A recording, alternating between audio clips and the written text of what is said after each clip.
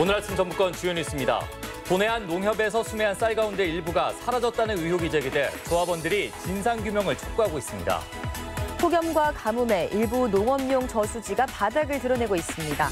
전주시가 다음 달 전주 부성과 성문이 있던 자리에서 발굴 조사를 시작합니다. 전라북도 지역은 오늘 무더위가 기승을 부리는 가운데 일부 지역에서는 최고 60mm의 소나기가 오는 곳이 있겠습니다.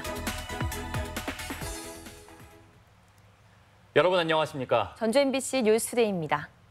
네, 한 달 이상 비가 내리지 않고 뜨거운 햇살만 내리쬐면서 이 농업용 저수지들이 바닥을 드러냈습니다. 벼농사에 물이 필요한 시기여서 영농수 확보에 비상이 걸렸습니다. 유룡 기자의 보도입니다.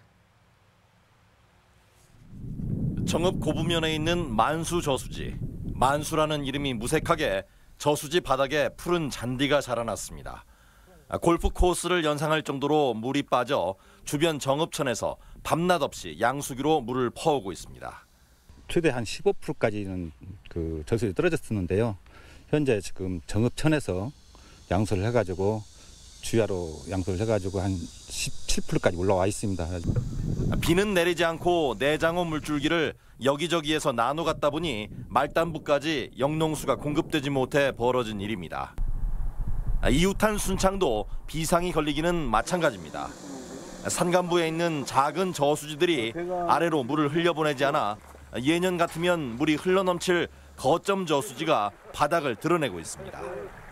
농사를 짓지 못해 불안해하는 윗동네가 물을 가둬버려 양수기를 보내달라는 민원이 빗발치고 있습니다. 위에서 선점하는 그런 경우가 있습니다. 그래서 이제 아직은 뭐 언쟁이라든지 큰 불싸움 안 나고 있지만 조금씩 사람들이 날카로워져 가는 거. 이처럼 저수지가 말라붙어 주의 단계에 접어든 곳이 도내에서는 정읍과 순창 등 두 곳. 전체적으로는 58%의 저수율로 평년 대비 80%대를 유지하고 있지만 시급히 비가 내리지 않는다면 문제가 커질 수 있습니다. 특히 벼가 알곡을 맺기 위해 물이 많이 필요할 시기여서 수확량 감소로 이어질 수 있어 우려가 커지고 있습니다. MBC 뉴스 유룡입니다. 극한의 폭염이 이어지면서 인삼처럼 더위에 약한 밭작물 피해가 이만저만이 아닙니다. 도내 인삼밭 대부분 평야지대에 몰려 있어 피해가 더 커졌습니다. 한범수 기자의 보도입니다. 올해 수확이 예정된 5년근 인삼밭입니다. 풍성해야 할 잎사귀들이 누렇게 변했고 바싹 마른 줄기는 힘없이 뽑혀 나옵니다. 더위에 약한 인삼이 폭염을 견디지 못하고 생육을 멈춘 것입니다. 사람도 못 견디는데 이 식물이 다 탈 정도 되면은 흉년 중에도 최악의 흉년이죠. 뭐 거의 재앙 수준이라고 보면 돼요. 일반적인 통염과 달리 인삼은 시원한 산지에서뿐만 아니라 이곳과 같은 평야지대에서도 생산됩니다. 기온은 더 높지만 이렇게 차양막만 제대로 설치하면 수확량은 큰 차이가 없었습니다. 전라북도에서 가장 많이 인삼이 재배되는 곳은 고창과 김제, 익산 등 평야 지역입니다. 늘어나는 시장 수요에 맞춰 20여 년 전부터 산지에서만 키우던 인삼을 평야로 옮겨온 것입니다. 그런데 올해는 폭염의 기세 때문에 평야지대 인삼밭에서 유독 피해가 컸습니다. 동부 산악권보다 기온이 더 높다 보니 수확이 불투명할 정도입니다. 올여름 폭염 피해를 입은 인삼 농가 대부분도 평야 지역에 집중됐습니다. 밭에 오기도 싫어요. 내년에도 이 폭염이 이렇게 지속된다면은 인삼농가 아마 힘들 거예요. 아직까지는 폭염이 재난으로 인정되지 않아 보상 기준도 마련되지 않은 상황에서 인삼농가의 한숨이 커져가고 있습니다. MBC 뉴스 한범수입니다. 지속적인 폭염으로 음식을 통한 감염병 발생에 주의가 필요합니다. 전라북도 보건당국은 고온다습한 환경으로 비브리오 폐혈증이나 살모넬라, 병원성 대장균 등이 증식할 수 있어 감염병 발생 위험이 높다고 밝혔습니다. 보건당국은 간과 당뇨병 질환자는 해산물 섭취에 주의하고 물은 충분히 끓여 마시는 등 철저한 위생 관리를 당부했습니다. 전주동물원의 침팬지가 열사병으로 폐사했습니다. 전주동물원은 지난 1999년 전주동물원에 들여온 24살의 수컷 침팬지 카이가 지난 7일 오후 7시에 갑자기 쓰러져 응급처치를 진행했지만 숨졌다고 밝혔습니다. 동물원 측은 부검 결과 사인이 열사병인 것으로 확인됐다고 밝혔으며 이에 따라 전주 동물원에는 한 마리의 암컷 침팬지만 남게 됐습니다. 농협 미국 처리장에서 1년 새 쌀 1,000톤이 사라졌습니다. 무게를 재고 쌀을 깎는 과정에서 생긴 오차라는 조합의 해명에도 불구하고 일부 농민들은 비리를 의심하고 있습니다. 박찬익 기자가 취재했습니다. 군산의 한 미국 처리장입니다. 담장 곳곳에 농민들이 항의하는 현수막들이 내걸려 있습니다. 농민들이 지난해 이 미국 처리장에 맡긴 조곡은 21,858톤입니다. 이 가운데 도정된 쌀은 15,310톤, 5,751톤은 왕겨와 속겨 등 부산물이고 나머지 796톤이 사라졌습니다. 보관할 때도 숨을 쉬면서 줄고 이동하면서도 줄고 가공하면서 열에 의해서 이게 없어지고 여러 가지에 의해서 손실이 나와요. 여기에 분기마다 이루어진 재고조사에서도 191톤이 추가로 없어져 사라진 쌀은 모두 1,000톤에 이릅니다. 대형 쌀로 2개를 채울 수 있는 양으로 대략 20억 원어치에 달합니다. 상식적으로 이해할 수 있는 양이거든요. 인근 농협도 다 이런 현상이 적용하면 담보를 잡아야 하는데 여기같이 잡지는 않았어요. 이 미국 처리장에서 재작년 손실 처리된 쌀은 300여 톤이었지만 1년 새 갑자기 3배가 불어난 것입니다. 농협 내부에서도 매우 흔치 않은 일로 보고 있습니다. 다른 해보다 양이 많기 때문에 그런 그렇게 생각할 수도 있죠. 안 좋은 상태라 좀 편차가 심한 것 같아요. 일부 농민들은 비리까지 의심하고 있지만 조합장은 여전히 다른 이유를 댑니다. 저희만 개근대 수매를 하기 때문에 쉽게 얘기해서 흉년이 들어서 벼 상태가 아주 나쁘잖아요. 그럴수록 이 편차가 커요. 상황이 이런데도 자체 감사는 물론 농협본부도 사실상 뒷짐만 지고 있어 농민들의 관심은 검찰 수사에 집중되고 있습니다. MBC 뉴스 박찬익입니다. 일제 수탈의 흔적 같은 근대유산이 많이 남아있는 군산 내항 일대가 이른바 면단위 문화재로 등록됐습니다. 개별 유적이 아닌 일정 지역 전체가 문화재가 된 것은 이번 군산 내항이 처음인데요. 국가 차원의 지원이 이뤄질 전망입니다. 임홍진 기자입니다.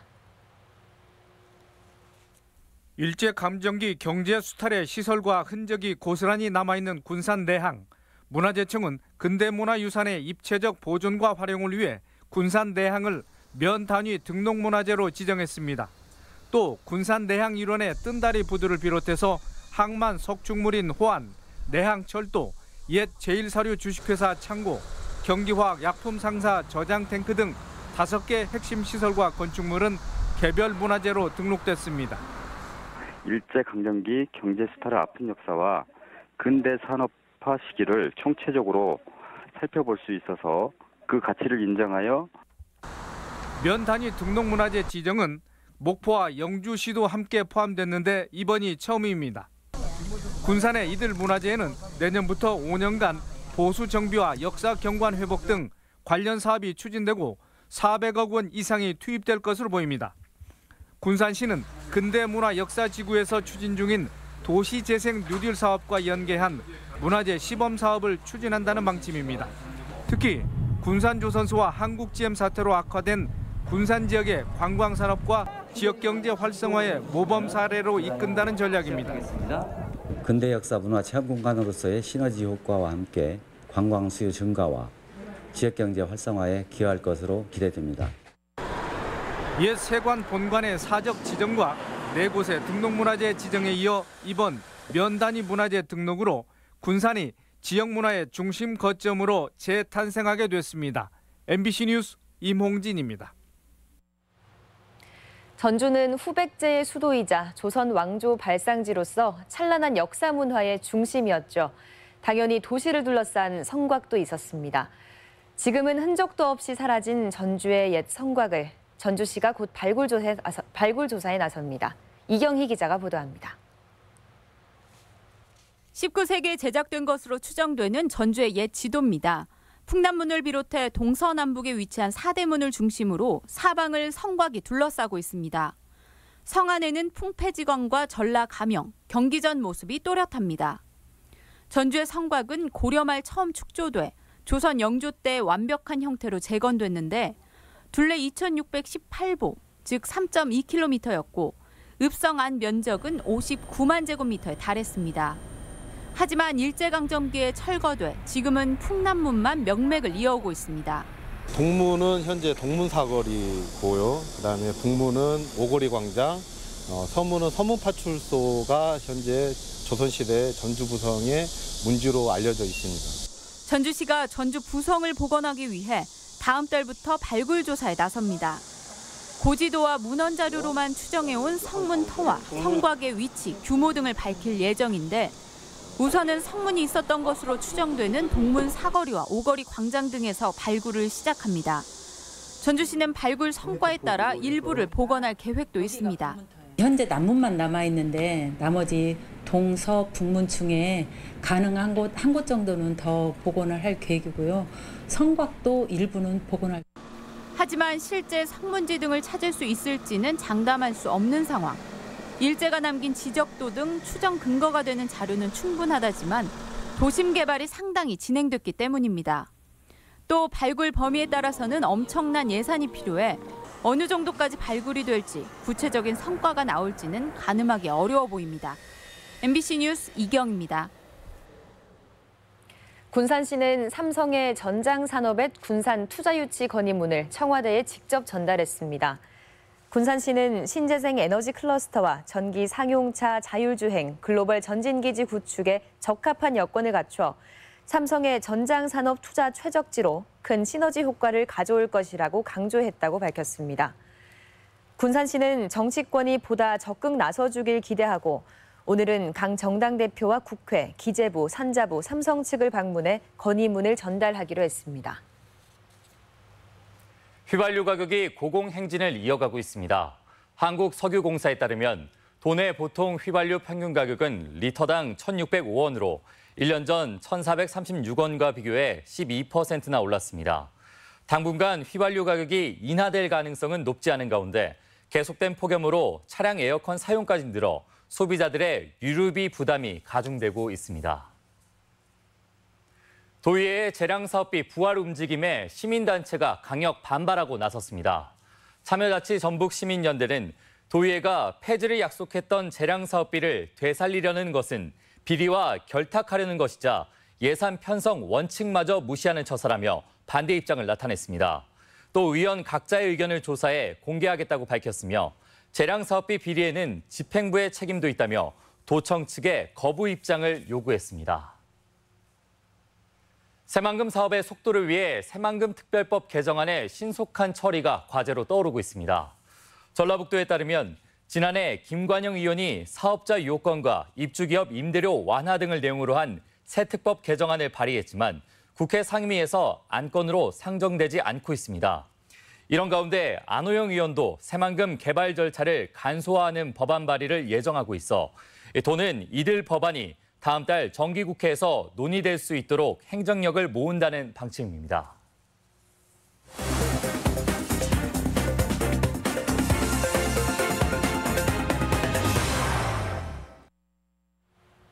완주군 삼례읍에 있는 공설 운동장이 문화와 생태가 있는 스포츠 시설로 바뀌었습니다.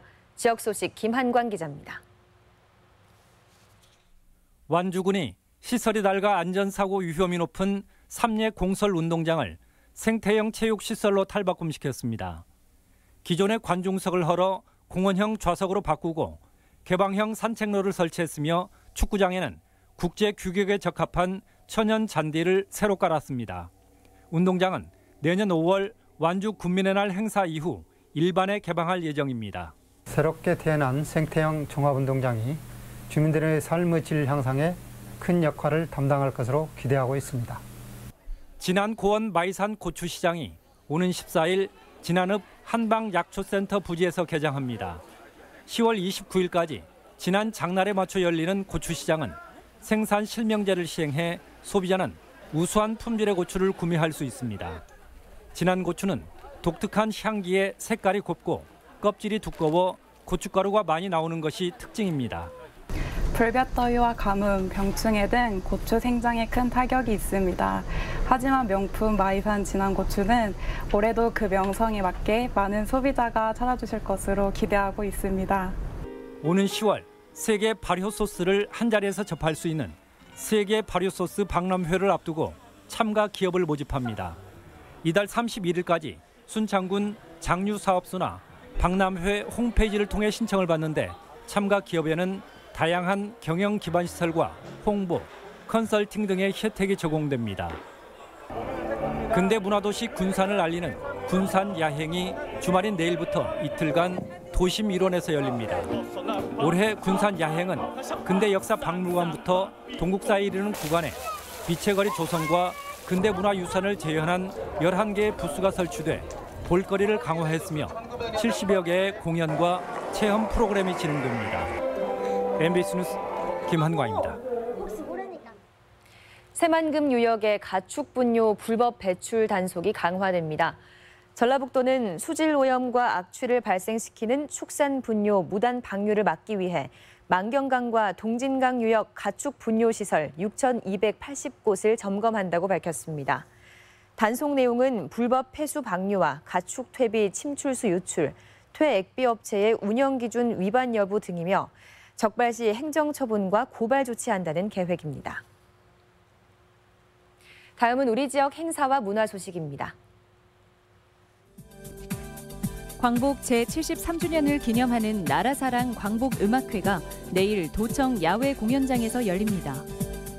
익산문화재단은 내일부터 25일까지 매주 토요일 변사 최영준을 초청해 무성영화 상영회를 엽니다. 창작 뮤지컬 판타스틱 앨리스가 오늘과 내일 전주 한벽문화관에서 공연됩니다. 완주 풍류학교는 오늘 한여름밤의 풍류여행 특별기획 공연을 선보입니다. 순수 미술을 지향하는 화가들로 구성된 전미회전이 오늘부터 16일까지 전북예술회관에서 전시회를 갖습니다.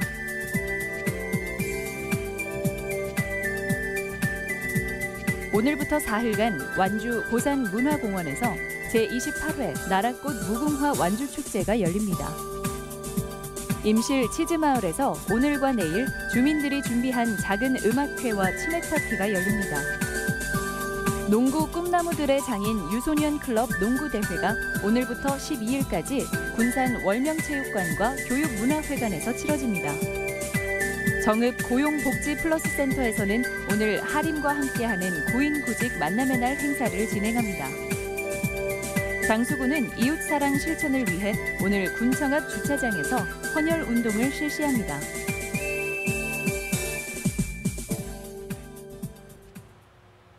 (8월 10일) 금요일 전북권 날씨입니다.